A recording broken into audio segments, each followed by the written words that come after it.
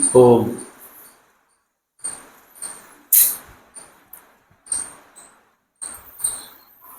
आप्यायन्तु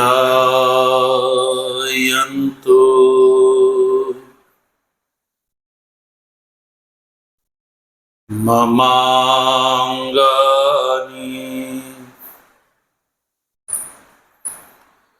वाक् प्राणश्चक्षुः श्रोत्रमथो बलमिन्द्रियाणि च सर्वाणि सर्वं ब्रह्मोपनिषदम्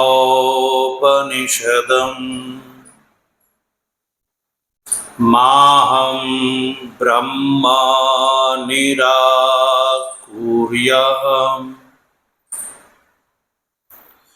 मा ब्रह्म निराकरोद निराकरणमस्त्व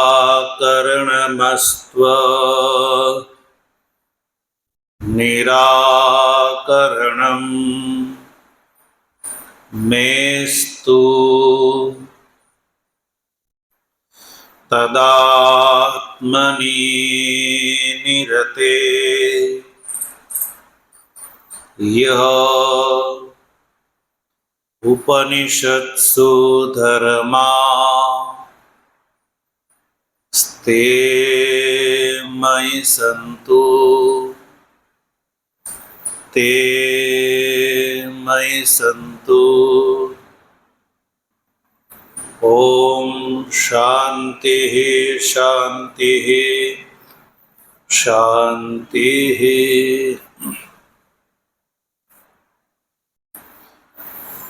शंकरं शंकराचार्यं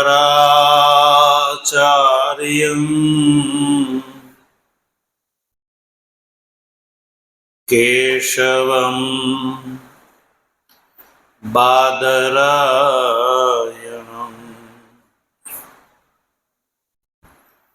सूत्रभाष्य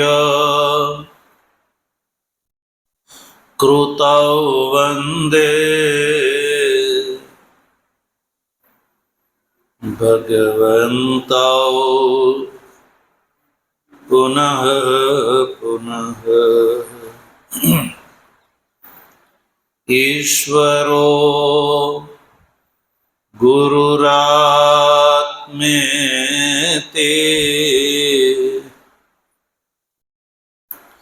मूर्तिभेद विभागिने व्योमवत् व्याप्तदेहाय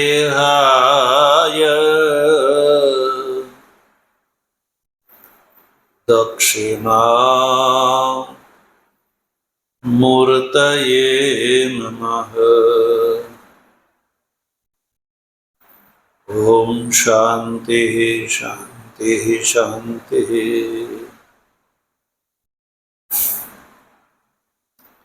अलख निरंजन जय सच्चिदानंद माधवानंद हरे हरे।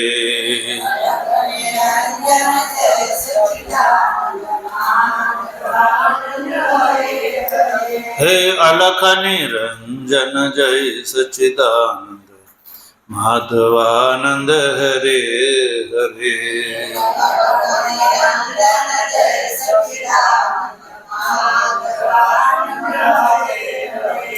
हे माधवानंद हरे हरे गुरु माधवानंद हरे हरे।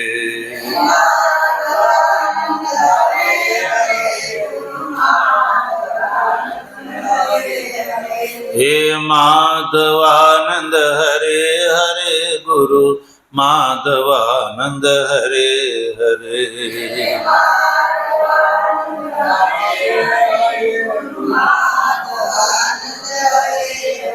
हे सब घट व्यापक जय सच्चिदानंद માધવાનંદ હરે હરે.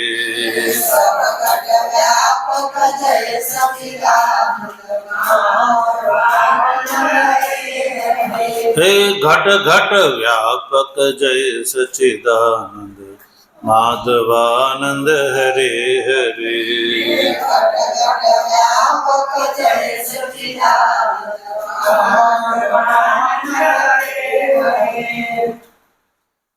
સદગુરુદેવ.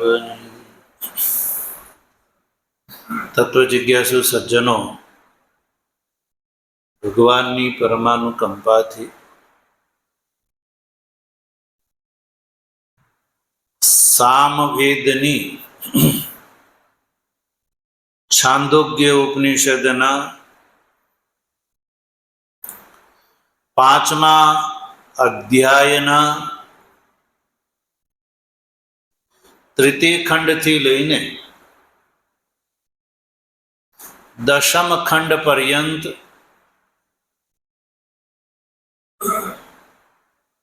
પંચાગ્નિ વિદ્યાનો આપણે વિચાર કરી રહ્યા છીએ.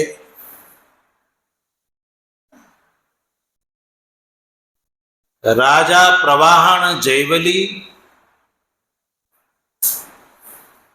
આચાર્ય ગૌતમને પૂછેલા જે 5 પ્રશ્નો છે એમાંથી સૌ પ્રથમ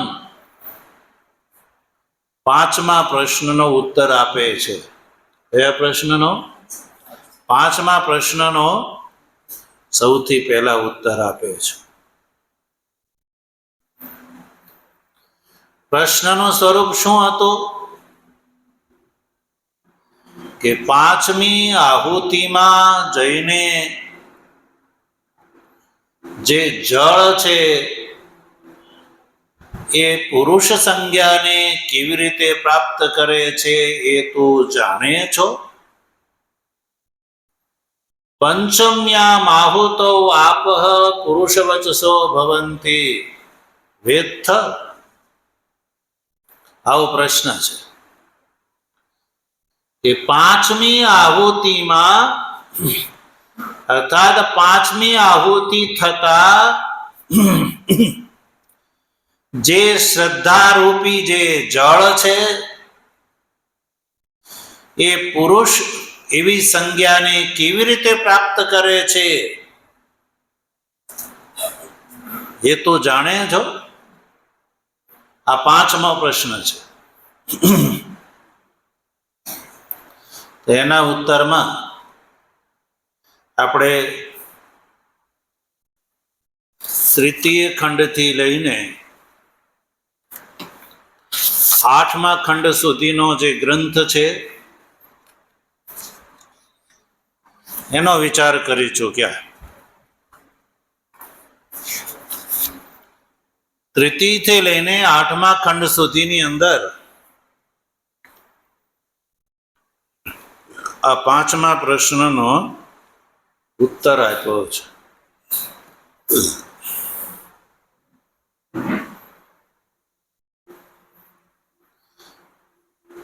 તો ગ્રહસ્થાશ્રમી અગ્નિહોત્ર કર્મના ફળ સ્વરૂપે અહીંયાથી શરીર છોડીને જાય છે. અગ્નિહોત્ર કર્મનું જે ફળ ભોગવવા માટે સ્વર્ગમાં, અને સ્વર્ગમાંથી એની પુનરાવૃત્તિ થતા પુનઃ નવું શરીર જે ગ્રહણ કરે છે ત્યાં સુધીની જે જીવની ગતિ છે, ક્યાંથી લઈને મૃત્યુથી લઈને પુનર્જન્મ સુધી. એટલે કે અગ્નિહોત્ર કર્મના ફળ સ્વરૂપે જ્યારે જીવનો શરીર છૂટી જાય છે અને એ શરીર છૂટે છે ત્યાંથી લઈને શરીર છૂટ્યા પછીની જે જીવની યાત્રા છે, સ્વર્ગ તરફેની, કઈ યાત્રા? સ્વર્ગ તરફેની જે યાત્રા છે, અને સ્વર્ગમાં અગ્નિહોત્રાદિ કર્મનું ફળ ભોગવે છે, અને ત્યાંથી પછી એની જે પુનરાવૃત્તિ થઈને નવું શરીર ગ્રહણ કરે છે ત્યાં સુધીની જે યાત્રા છે, ભગવતી શ્રુતિ એ ગતિના 5 ભાગ કરે છે. કેટલા? 5 ભાગ. અને એ 5 ભાગની અંદર યજ્ઞ બુદ્ધિ કરવાનું કહે છે. યજ્ઞના પર્યાયોનો ઉલ્લેખ કરી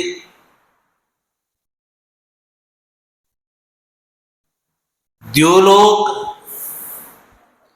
પર્જન્યલોક, પૃથ્વીલોક, પુરુષ અને સ્ત્રી, આ રીતે સજ્જનો જીવની જે ગતિ છે એ આ રીતે 5 ક્રમથી ગતિ થાય છે. સૌથી પહેલા શરીર છૂટ્યા પછી અગ્નિ સંસ્કાર થાય, શવના અગ્નિ સંસ્કાર થાય, દાહ સંસ્કાર થાય, પછી જીવાત્મા ધૂમાદિ ક્રમથી જીવાત્માનું શ્રાદ્ધ, તર્પણ અને પિંડદાન થાય, પછી ધૂમાદિ ક્રમથી એ સ્વર્ગમાં જાય છે. એટલે દ્યુલોક એ પહેલો એનો મુકામ છે. દ્યુલોક, દ્યુલોક એટલે સ્વર્ગલોક. તો સ્વર્ગલોકની અંદર અગ્નિ બુદ્ધિ બતાવી, પછી દ્યુલોકની અંદર આ જે જીવ છે એ ઇષ્ટ કર્મ, પૂર્ત કર્મ, દત્ત કર્મ એટલે કે અગ્નિહોત્રાદિ જે કર્મ છે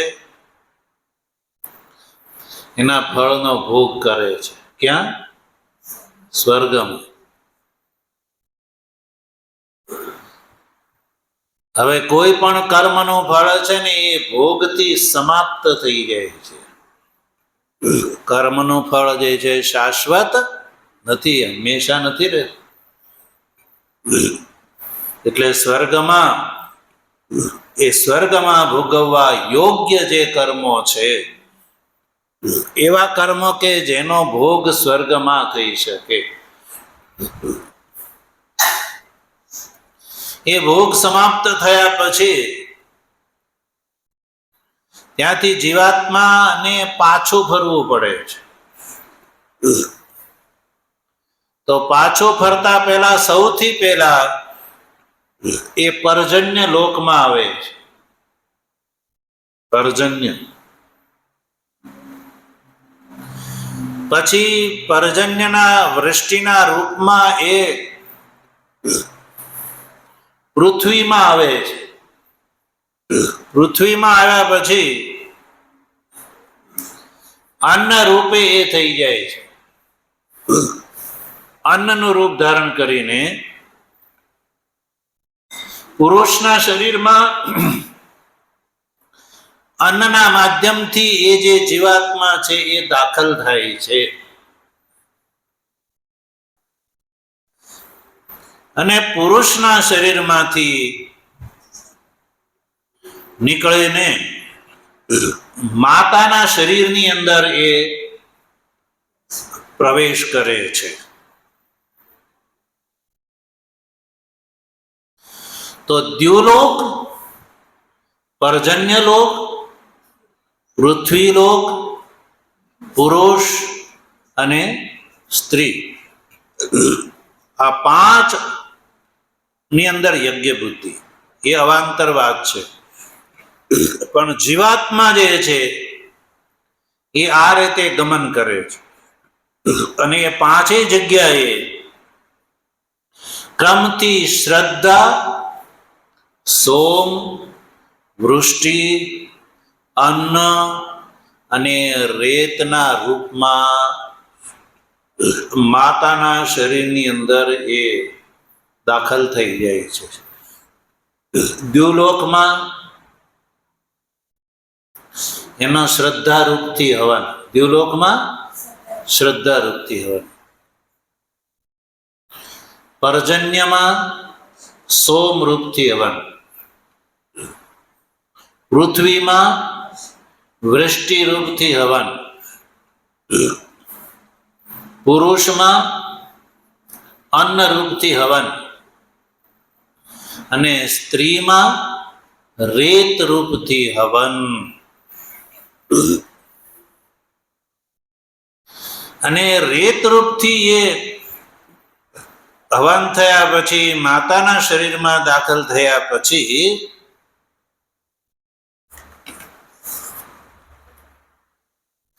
એ જે અવધિ હોય છે જે તે જીવની ગર્ભવાસની જે અવધિ હોય છે એ અવધિ દરમિયાન એ ગર્ભવાસ કરે છે. ત્યારબાદ એનો નવો જન્મ થાય છે.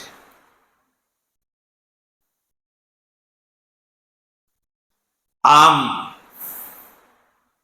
પૂર્વજન્મ અને પુનર્જન્મનો આ ક્રમ છે સજ્જનો. અને આ ક્રમ કોનો બતાવ્યો? કેવલ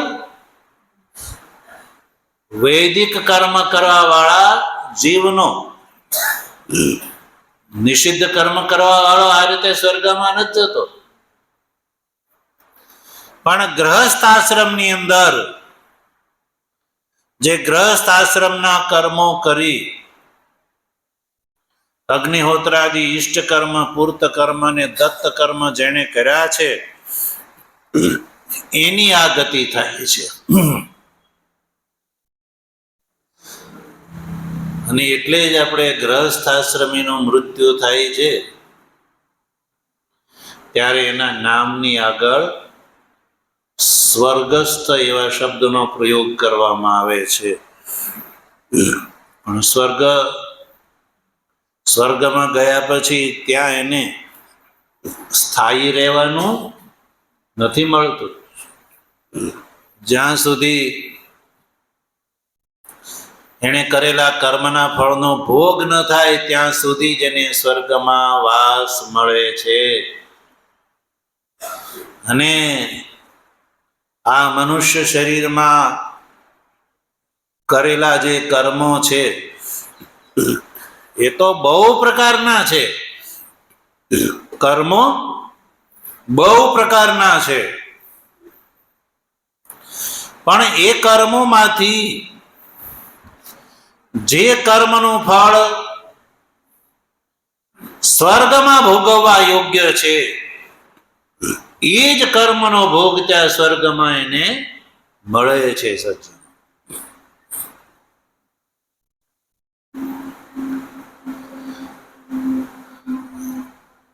અને એ કર્મના ફળનો ભોગ થયા પછી એ પર્જન્ય લોકમાં સોમરૂપથી એનો હવન થાય છે. પૃથ્વીની અંદર વર્ષાના રૂપમાં એનો હવન થાય છે. વૃષ્ટિ, પુરુષના શરીરની અંદર અન્નના રૂપમાં એનો હવન થાય છે. અને પછી સ્ત્રીના શરીરની અંદર રેતના રૂપમાં એનો હવન થાય છે. આ રીતે જીવાત્મા છે એ આ ક્રમથી માતાના શરીરમાં દાખલ થાય છે. એટલે આજકાલનું વિજ્ઞાન એવું કહે છે ને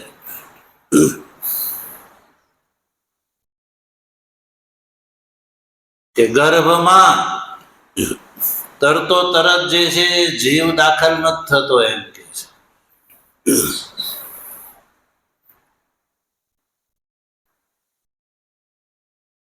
એટલે એ એવું કે અમુક માસ થયા પછી જીવ ઉદ્ભુત થાય છે, પણ એવું નથી. આ શ્રુતિ, આ પ્રકરણથી એ સિદ્ધ થાય છે કે જીવાત્મા જે છે એ રેતની સાથે જ દાખલ થાય છે.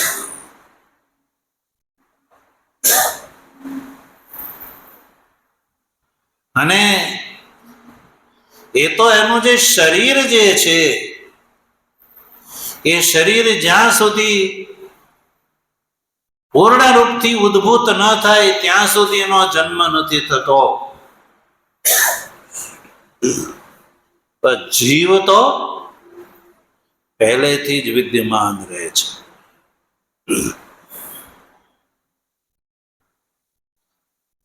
એટલે શ્રદ્ધા, સોમ, વૃષ્ટિ, અન્ન અને રેત રૂપમાં એનો હવન થયા પછી પાંચમી અગ્નિની અંદર રેત રૂપથી હવન થયા પછી શું થાય છે? ભગવાન ભાષ્યકાર આગળ લખે છે, તત્ર અપામ આહુતિ સમવાયિત્વાત.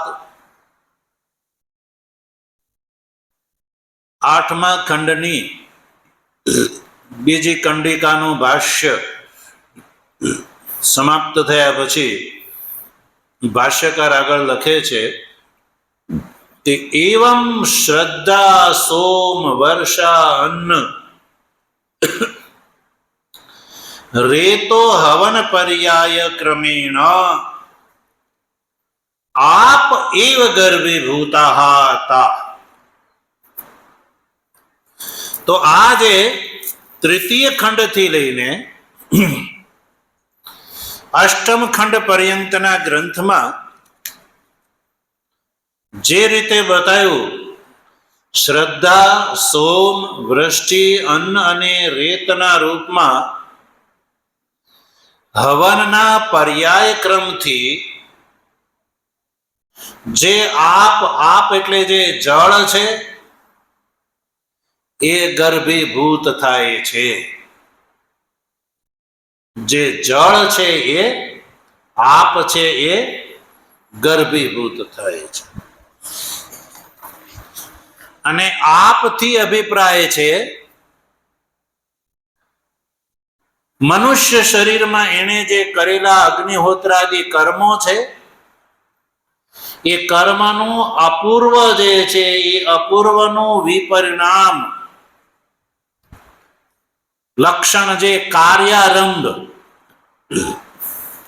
એ જળ શબ્દથી ગ્રાહ્ય છે.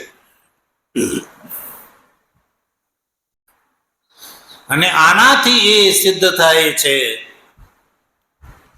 કે જીવાત્મા જ્યારે આ સ્થૂળ શરીર છોડે છે અને સ્વર્ગમાં જાય છે ત્યારે સ્થૂળ દેહનું જે બીજ ભૂત સૂક્ષ્મ જેને કહેવામાં આવે એ સાથે ગ્રહણ કરીને જાય છે. જીવાત્માની સાથે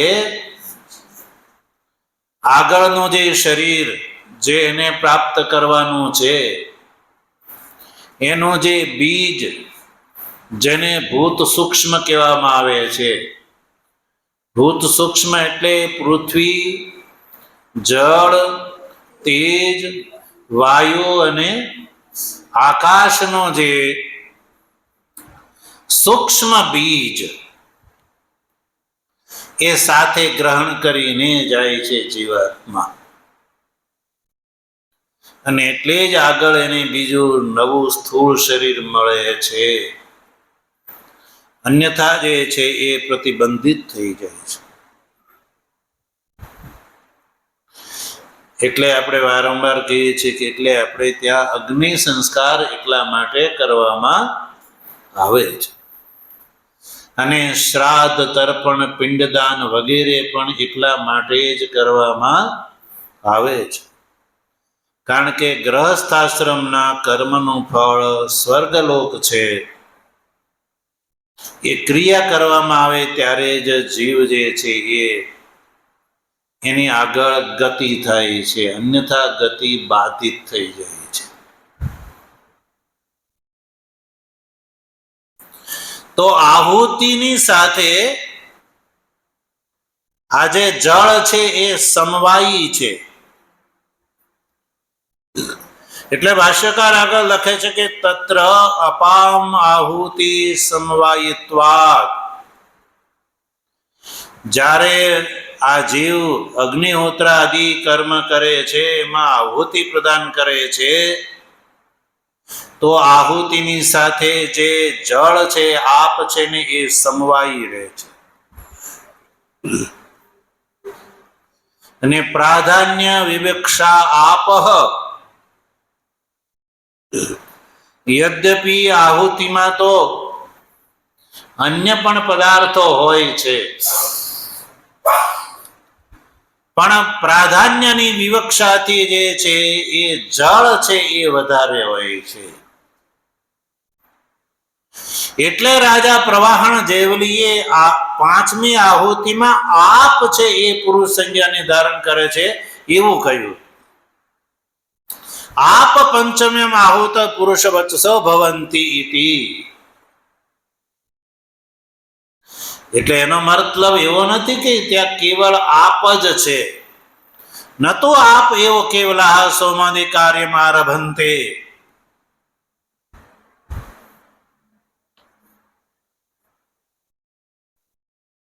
અભિપ્રાય સજ્જનો એ છે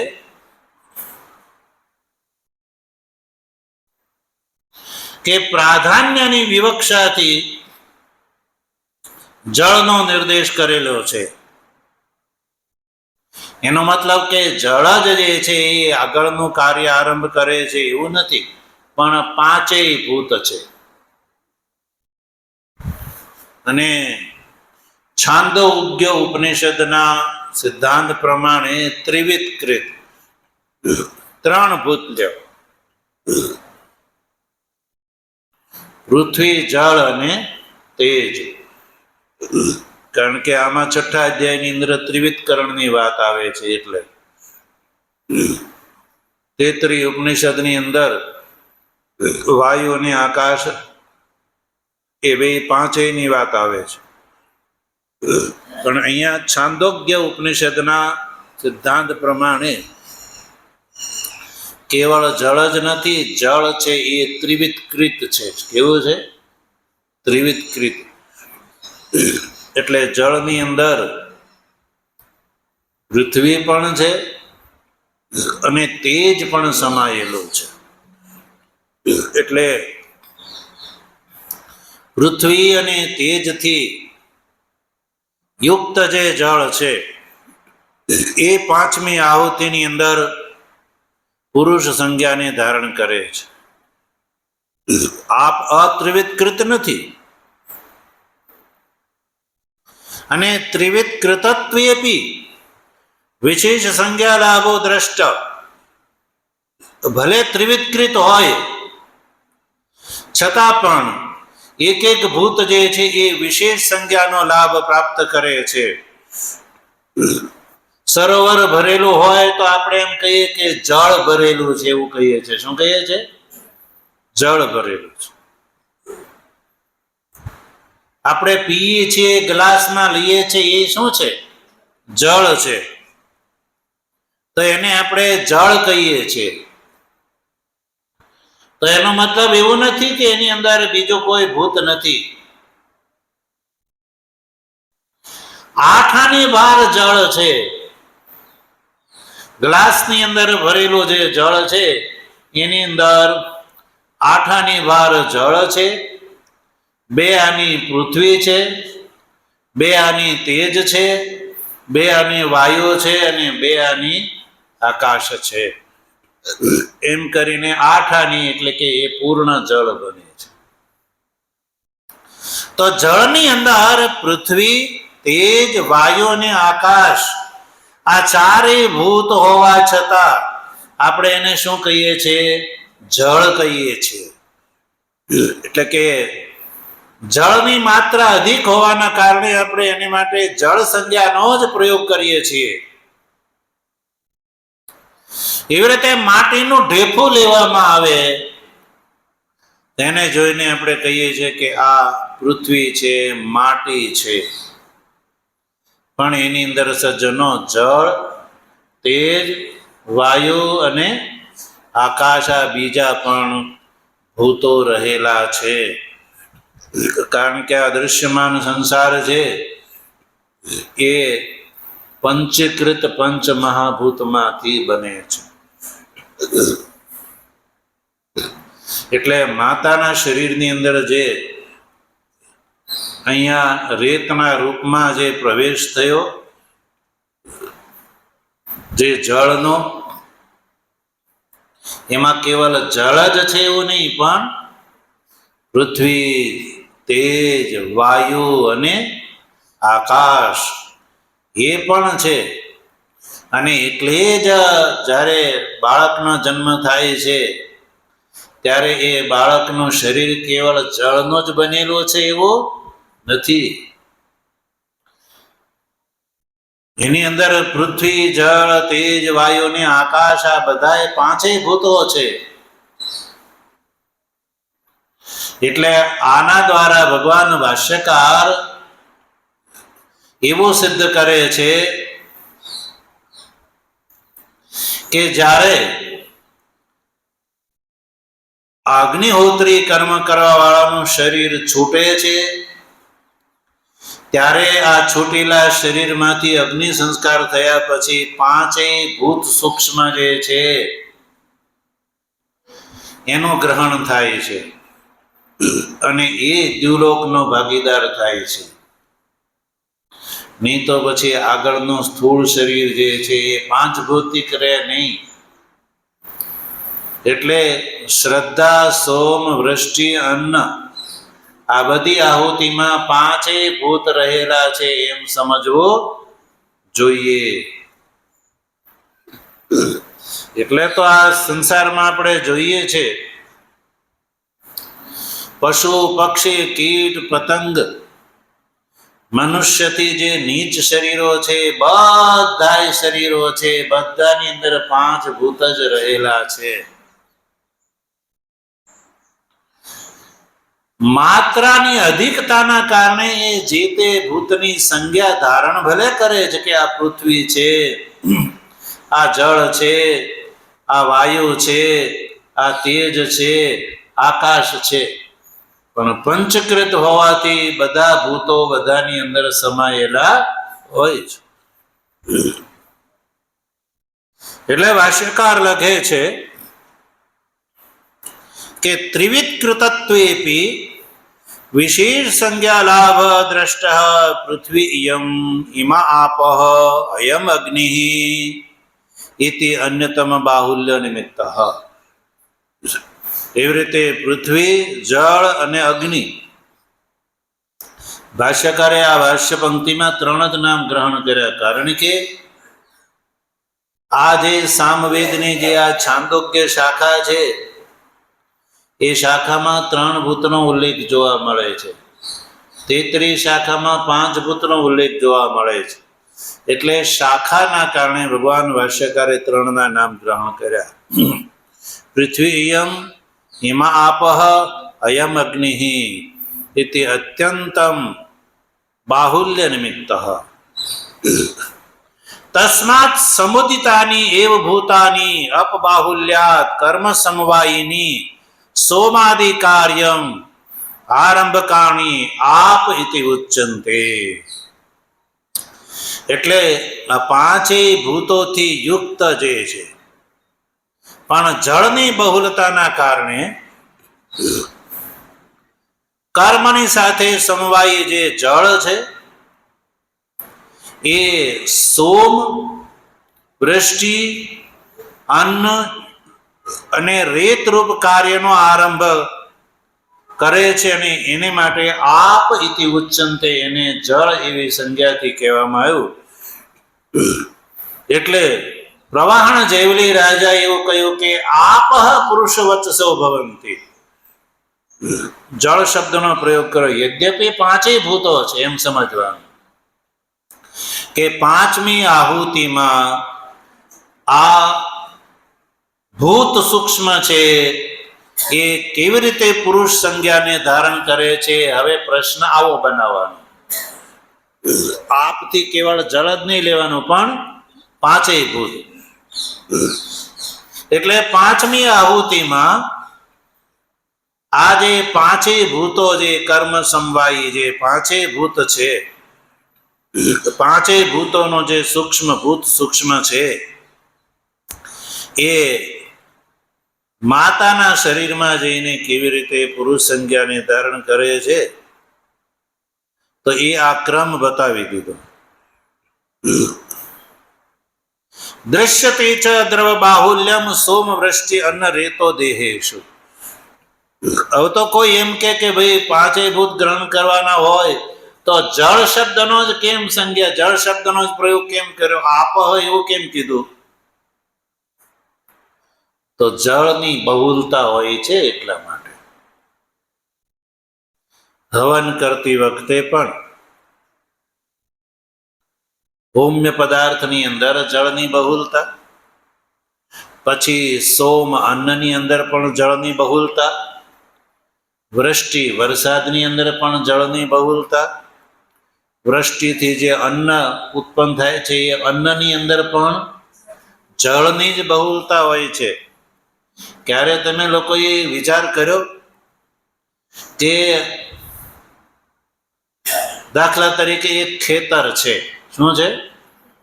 એક ખેતર છે. એ ખેતરમાંથી 2-5 ટ્રેક્ટર માટી ઉપાડી લીધી હોય કોઈએ, તમે સરસ રીતે ખેડેલું હોય, દાંતી મારીને બિલકુલ તૈયાર કરેલું હોય, કોમ્પ્યુટરથી લેવલ કરાવેલું હોય, અને કોઈ રાત્રે એમાંથી 2 ટ્રેક્ટર માટી ભરી જાય, તો સવારે ખેડૂત આવે તો એ ખેડૂતને ખબર પડી જાય કે મારા ખેતરમાંથી કોઈ માટી ઉપાડી ગયું છે.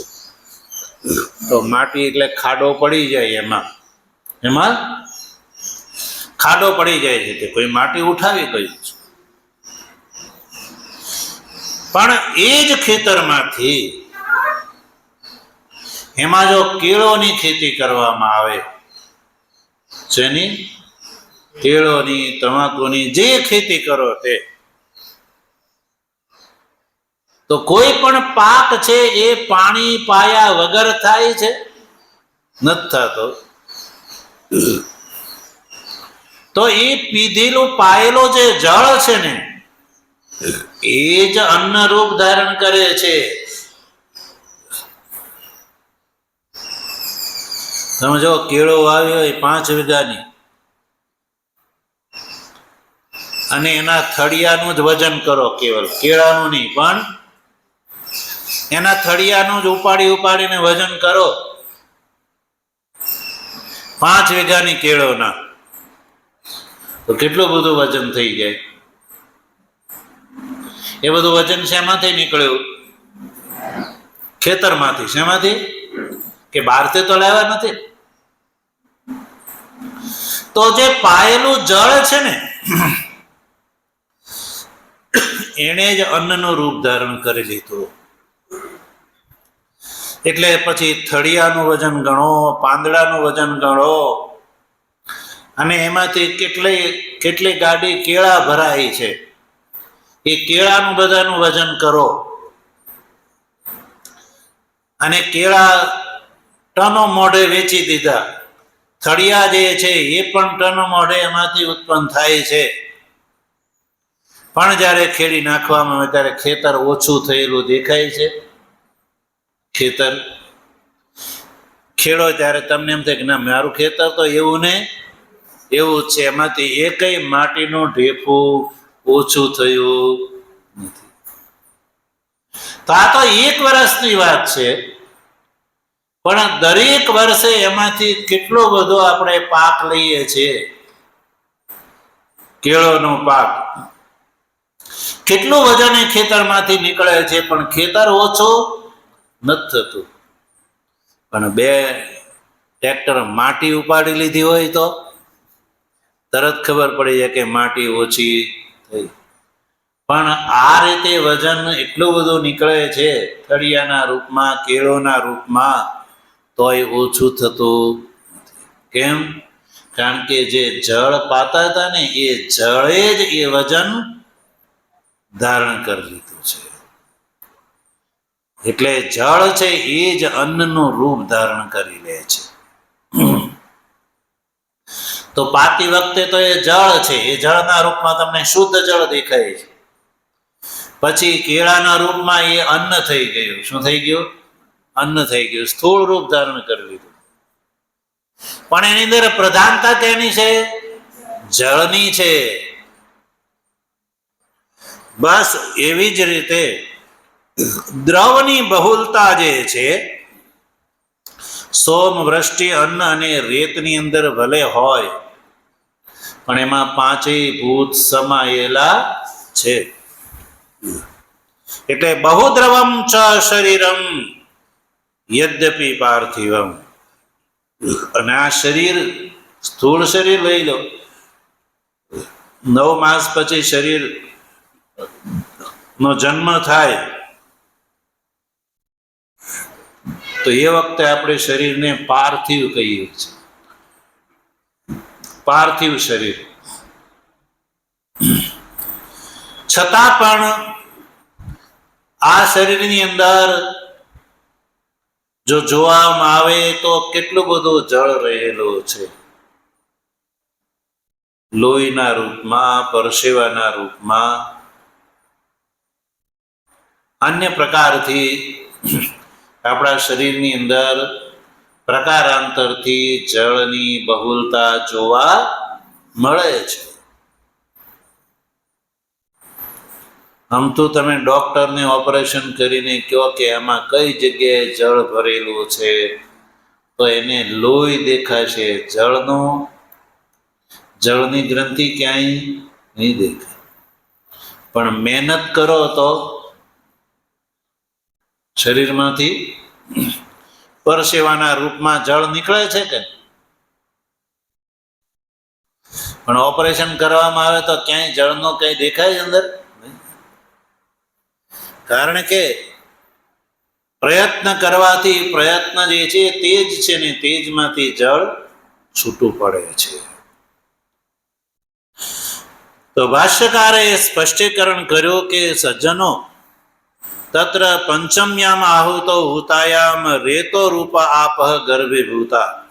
એટલે 5મી આહુતિમાં જે હોમેલું જે રેત છે, એ રેત 5 ભૂત સૂક્ષ્મની સાથે છે. 5 ભૂતોનું સૂક્ષ્મ ભૂત, એટલે ભૂત સૂક્ષ્મ સાથે છે. એટલે જ આગળનું નવું ભૂત 5 ભૌતિક શરીર પ્રાપ્ત થાય છે. અન્યથા શરીર વિકર્ણ થઈ જાય છે સજ્જન. અને આ જે મૃત્યુ થયા પછી અને જન્મની પહેલાની જે ગતિ છે એ માત્ર ને માત્ર વેદેક સમધિગમ્ય શાસ્ત્રથી અતિરિક્ત અન્ય કોઈ પણ પ્રકારથી એને સિદ્ધ કરી શકાતી નથી. આપણે તો કોઈ જીવનું મૃત્યુ થયું ત્યાં સુધીની અવસ્થાને જોઈએ છે. મૃત્યુ થયા પછી જીવાત્મા ક્યાં જાય છે એ શાસ્ત્રથી અતિરિક્ત કોઈ પણ પ્રકારથી જાણી શકાય છે? ભાઈ, કોઈ દૂરબીનથી ખબર પડે? આજનો અવકાશ વિજ્ઞાન છે સજ્જનો, એ અહીંયાથી સેંકડો પ્રકાશ વર્ષ દૂર રહેલા ગ્રહ, નક્ષત્ર વગેરેને જોઈ શકે છે. અને એ માપીને કહી શકે છે કે પૃથ્વીથી એ જે ગ્રહ છે એ ગેલેક્સીઝ વગેરેની અંદર રહેલા જે તારાઓ છે એ પૃથ્વીથી આટલા પ્રકાશ વર્ષ દૂર છે એ અહીંયાથી જોઈ શકે છે અને એનો અંતર નક્કી કરે છે. પણ આ જીવાત્માનું આ શરીર છૂટ્યા પછી જીવાત્માની જે ગતિ છે એ કોઈ દૂરબીનથી ગ્રહણ કરી શકાય એમ નથી સજ્જનો. એ માત્ર ને માત્ર આ જે ઉપનિષદોની અંદર જે રીતે ઉલ્લેખ છે એ પ્રમાણે એની ગતિ થાય છે. એ ઉપનિષદ જ એમાં પ્રમાણ છે અને એમાં મુખ્ય રૂપથી ઉપનિષદોમાં સજ્જનો છાંદોગ્ય ઉપનિષદ અને બૃહદારણ્યક ઉપનિષદ આ બે પ્રધાન ઉપનિષદ માનવામાં આવે છે. હવે જીવાત્મા આ શરીર છૂટ્યા પછી અગ્નિ સંસ્કાર થયા પછી જીવાત્માનો ધૂમાદિ ક્રમથી સ્વર્ગમાં ગમન અને સ્વર્ગમાં કરેલા જે અગ્નિહોત્રાદિ ઈષ્ટ કર્મના ફળનો ભોગ થયા પછી પર્જન્યની અંદર સોમરૂપથી, પૃથ્વીની અંદર અન્નરૂપથી, વૃષ્ટિરૂપથી, પુરુષની અંદર અન્નરૂપથી અને સ્ત્રીની અંદર રેતો રૂપ થઈને એ માતાના શરીરની અંદર જઈને નવું શરીર ગ્રહણ કરે છે. ત્યાં સુધીની જે અવસ્થા છે એ કોઈ દૂરબીનથી જાણી શકાય એમ નથી. આ છાંદોગ્ય ઉપનિષદના આ 5મા અધ્યાયની અંદર આવેલો આ જે પંચાગ્નિ વિદ્યા પ્રકરણ એ જ એકમાત્ર પ્રમાણ છે. અને બૃહદારણ્યક ઉપનિષદની અંદર અગ્નિહોત્ર બ્રાહ્મણ નામનું પ્રકરણ છે. એનાથી જ આ જાણી શકાય છે કે મૃત્યુથી લઈને જન્મ સુધીની ઈષ્ટાધિકારીની ગતિ કોની? ઈષ્ટાધિકારીની કેવલ, એટલે જેણે કેવલ વૈદિક સારા કર્મો કર્યા છે એની ગતિની વાત છે. પાપીની આ ગતિ નથી થતી. પાપીની ગતિ તો પાપી તો ઉપર જતો જ નથી, એ તો નીચે ને નીચે ફરે છે. એ વાત આગળ આવશે જ, જોઈશું આપણે. તો ભગવાન ભાષ્યકારે આ અપ શબ્દ ઉપર સ્પષ્ટીકરણ કર્યું અને ત્યારબાદ જે છે એ આ 9મા ખંડની જે પ્રથમ કંડિકા છે એ કંડિકામાં પ્રવાહણ જેવલીના મુખથી આચાર્ય ગૌતમને જે આ પંચાગ્નિ ક્રમની જે પૂર્ણાહુતિ કરી છે, અંતિમ વાક્ય છે, એનો વિચાર આપણે ભગવાનની કૃપા હશે તો આગળ કરીશું. ઓમ આપ્યાયન્તુ મમાંગાની વાક પ્રાણશ્ચક્ષુઃ શ્રોત્રમથો બલમિન્દ્રિયાણિ ચ સર્વાણિ સર્વં બ્રહ્મોપનિષદં માહં બ્રહ્મ નિરાકુર્યામ મામા બ્રહ્મ નિરાકરોદ નિરાકરણમસ્ત્વ નિરાકરણમ મેસ્તુ તદાત્મનિ નિરતે ય ઉપનિષત્સુ ધર્મા સ્તે મયિ સંતુ. ઓમ શાંતિ શાંતિ શાંતિ. શંકરં શંકરાચાર્યં કેશવં બાદરાયણં સૂત્રભાષ્ય કૃતૌ વંદે ભગવन्तૌ પુનઃ પુનઃ. ईश्वरो गुरुरात्मेति मूर्तिभेदविभागिने व्योमवद्व्याप्तदेहाय दक्षिणामूर्तये नमः। ओम शांति शांति शांति।